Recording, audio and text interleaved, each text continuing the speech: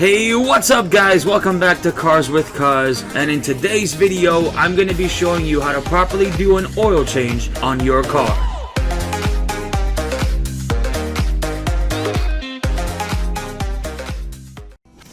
So let's start this video off with everything you're going to need to properly change the oil in your car. The first thing you're going to need is the actual oil. Now you have to make sure that you get the right viscosity and that you have enough oil to change out. In my case, my car takes 6.3 quarts of engine oil. Now you can find how much oil your car takes by looking in the owner's manual or by doing a quick Google search. Just make sure you type in the year, make, and model of your car. You're also going to need a brand new filter, and in order to know what filter you're going to need, you can go to your local auto parts store and ask a technician, or you can go to Walmart and look it up yourself, which is what I did. All you need to do is select the make, year, model, and engine of your car, and it'll show you 3 different options, maybe more, maybe less for your car. Now I did check out these other 2 filters already. They didn't have mine in stock. I usually get Mobil 1 filters, but they only had Fram today, so that's what I'm going with today.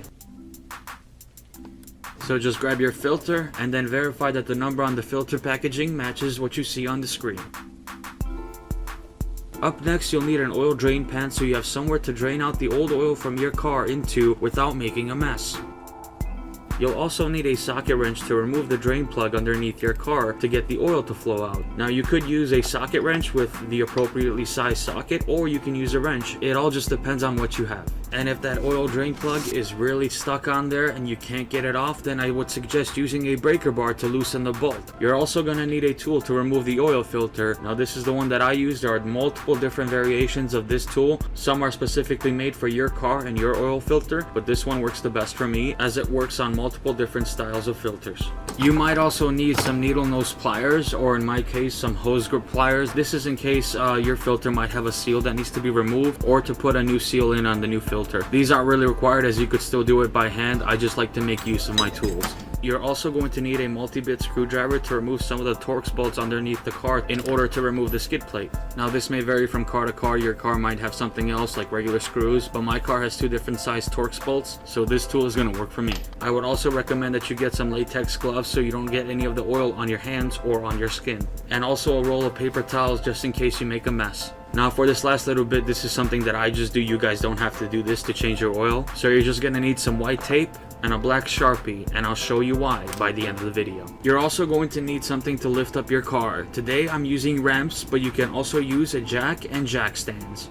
And in this last little bit, you're going to need to get a mechanic's creeper in order to be able to move around underneath the car. So now that you know what you're going to need to change the oil in your car, let's start this video off by going through these 5 easy steps anyone can remember. Step number 1, we're going to be removing the skid plate.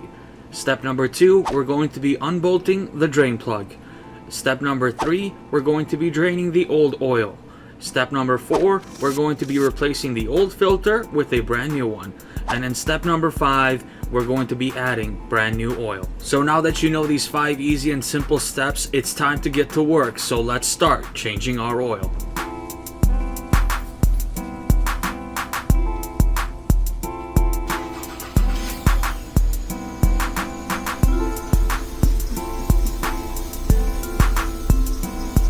Now that we have the car in the garage, let's align the ramps.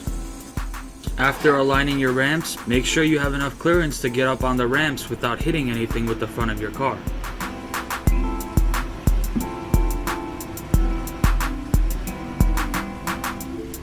Now that you have your car up on the ramps, double check to make sure that the tires are properly seated on the ramps. After you've done that, pull up your emergency brake, and if you have a manual car, put it in first and then pull up the brake. Now shut off the car. And now let's find something that we can put behind the rear wheel so the car doesn't roll away. Now take your multi-bit screwdriver, insert the proper Torx bit, and remove all the Torx bolts to get the skid plate off.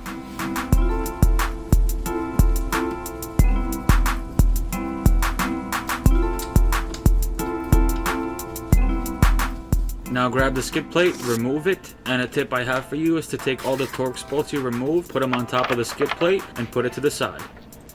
Now take your oil drain pan and slide it underneath the car. Now you can take your wrenches and let's remove that drain plug. Now before you try removing this drain plug with force, make sure you have the right socket or wrench just so you don't strip the bolt. Now this is why that breaker bar is really useful, because sometimes these drain plugs are really stuck on there, but I'm pretty sure I can get this off with just a wrench. And there we go. Now that we have the drain plug loose, let's just unscrew it by hand, pushing up as we turn to keep the oil in. When you've fully unscrewed it, move it out of the way as fast as you can and let the oil drain out. Now this is going to take a while, so just let gravity do the work for you and let all of the oil drain completely. And while that oil drains, let's go ahead and take off the filter. Now in some cars you just have the filter. On this car there's a filter housing with the filter inside. So first you want to remove this cap, which gives you access to the drain valve, which when pushed on by a screwdriver, you can actually let the oil from the filter pour out without making a mess. However, unlike me, you don't actually have to hold a screwdriver there. You can just push it in and all the oil will come out from the filter. Now after that's done draining, we can get our oil filter pliers and remove the oil filter housing. In your case, you're probably just going to have to remove the oil filter.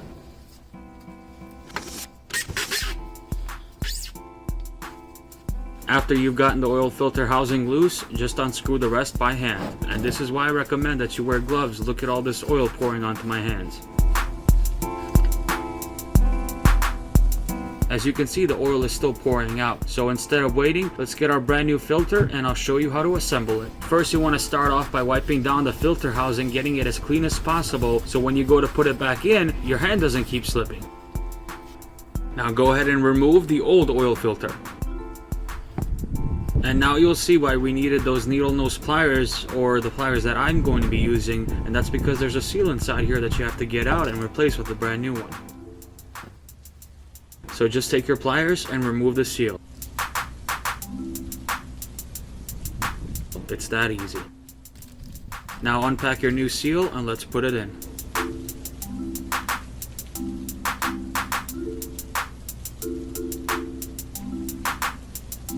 Grab your new oil filter and let's put that in as well.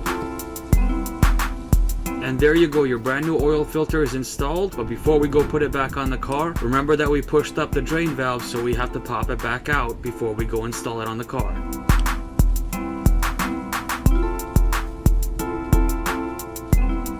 Now take the filter housing that you put your new oil filter in and just screw it back on by hand. Do not tighten this any more than by feel. Now I usually like to pour oil in my filters before I put them back on, but I had a feeling if I did that it would just leak out through the valve, so I didn't want to do that with this car. We'll just let it fill up when we start the car. Now take the cap for the drain valve and screw that back on as well.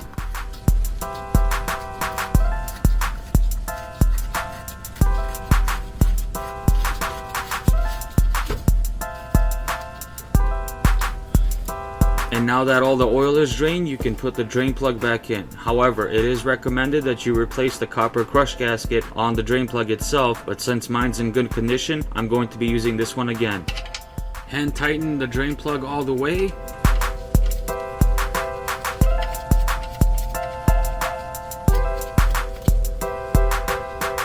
And then give it a snug fit with your wrench. So now you've replaced the filter and you drained out all the old oil. So now let's put the skid plate back on the car.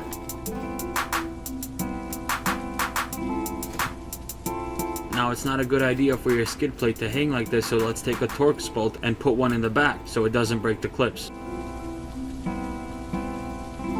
And now just screw on the rest of the Torx bolts.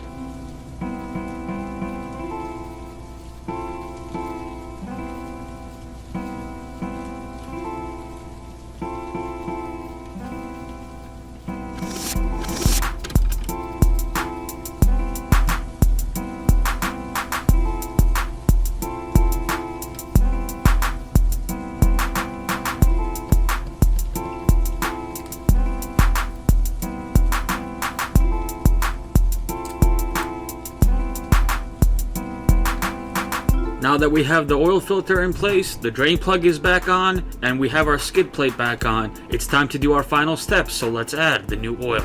Go ahead and pop open your hood, or as our friends in the UK call it, a bonnet.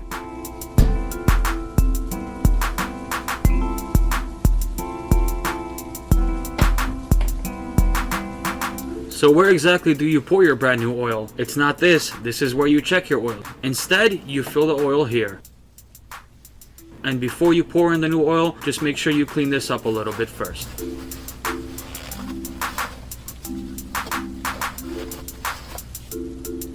Now, I forgot to mention this earlier, but I would also recommend that you use a funnel when pouring in your new oil. That way you don't get oil all over your engine.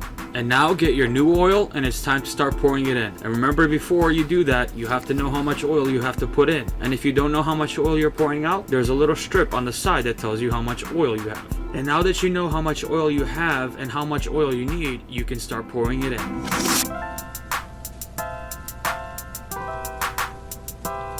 So that's 5 quarts, and we need 1.3 more to get to our 6.3 quarts that we need for this car. And that should be enough, so let's clean this up real quick and check our engine oil level.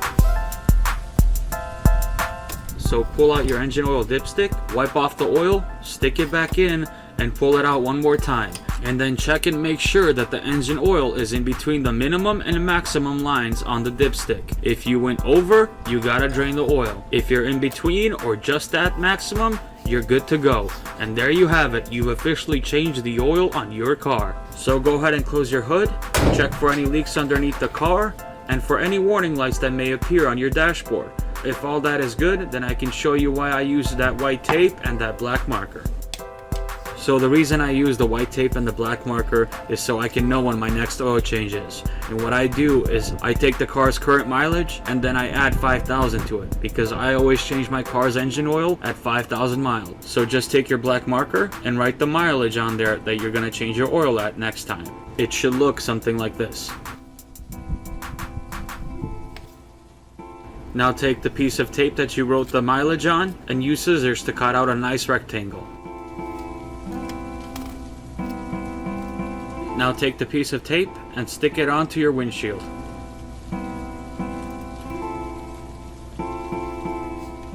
And there you have it, the mileage on the dashboard plus 5,000. That's your new mileage. That's when you change your oil next time. So with that being said, I hope you guys found this little tip useful. But that's not the only use for that white tape and black marker. You can also use it to label your oil. With that being said, that brings us to the end of the video. I really hope you guys enjoyed this video. I hope you learned how to change your own oil. And if you learned some tips and tricks today, then make sure to give this video a thumbs up. And if you're new to my channel, then consider subscribing. So until next time, I've been Cuz, you've been you, and I'll catch you later.